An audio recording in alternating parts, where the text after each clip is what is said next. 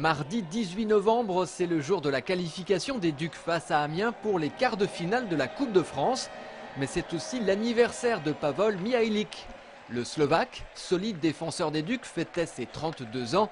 Et à la fin du match, il a eu la surprise d'un gâteau d'anniversaire partagé avec l'équipe et le public. Comme il l'explique, il ne s'attendait pas à ça et ça a été un super moment à vivre. Et cerise sur le gâteau, si l'on peut dire, l'autre bonne nouvelle de la soirée, c'est évidemment que l'aventure continue en Coupe de France. Et encore plus pour Pavol qui revenait de blessure, ce sont ses 2 buts inscrits. Notamment celui-là en fin de rencontre avec ce shoot lointain qui scelle la victoire des Ducs. Il faut dire que ça a été accroché face à Amiens, une équipe que les Angevins auront rencontrée 4 fois pendant le mois.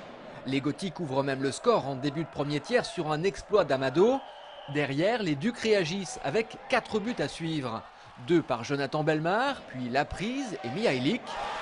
4-1 à la pause, le souvenir de la tôle reçue par Amiens il y a un mois semble à ce moment-là très loin.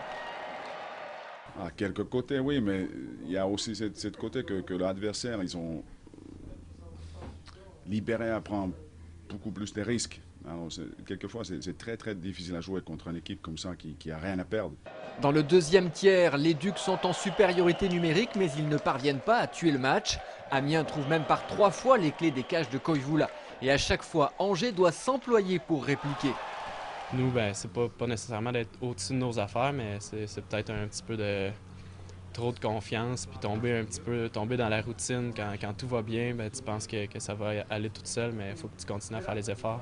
Dans le dernier tiers, les Amiénois ne lâcheront rien. Pas moins de 17 lancés et un but.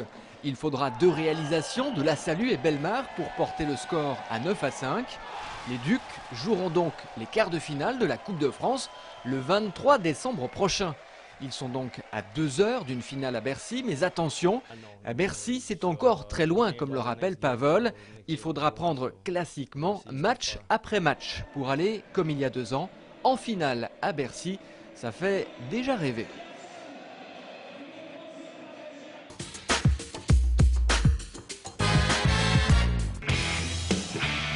Cette semaine, rencontre avec Simon Lacroix, le numéro 27, défenseur des Ducs d'Angers. Il a 34 ans, il est franco-canadien, il joue avec les Ducs depuis 5 ans et il a choisi de faire sa carrière en France. Premièrement, parce que j'avais pas des millions de choix non plus.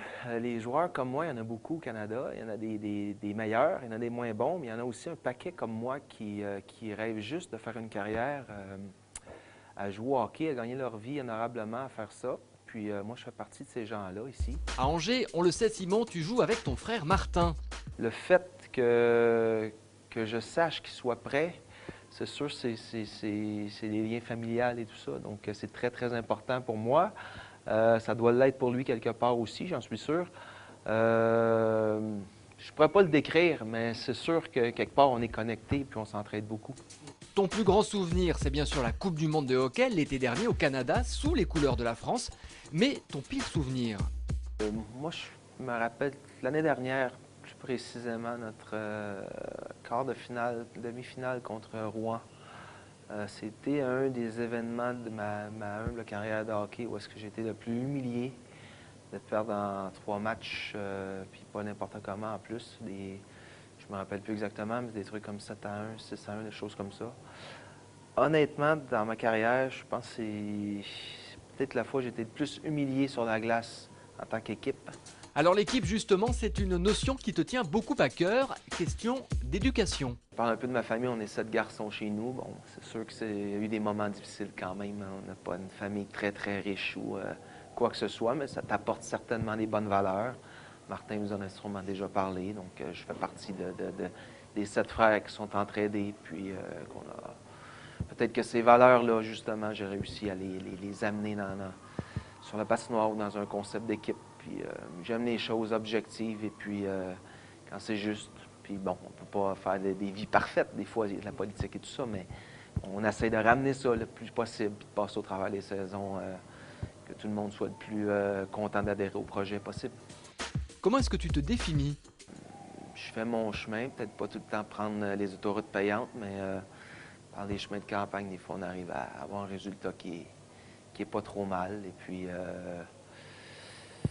on prouve à des gens qu'il y a des façons d'arriver à nos fins dans la vie quand même, sans toujours avoir la façon facile de le faire. Et puis, la façon des gens enrichissent là-dedans. En dehors du hockey, tu adores jouer au tennis. Est-ce que tu as un modèle? Oui, je vous dirais, à l'époque, on aimait la combativité de Jimmy Connors, mais il ne joue plus. On aimait la combativité. Eh bien nous, on trouve que tu es un modèle de combativité. Voilà comment tu fais don de ton corps à l'équipe. Merci Simon, bon match, à la semaine prochaine.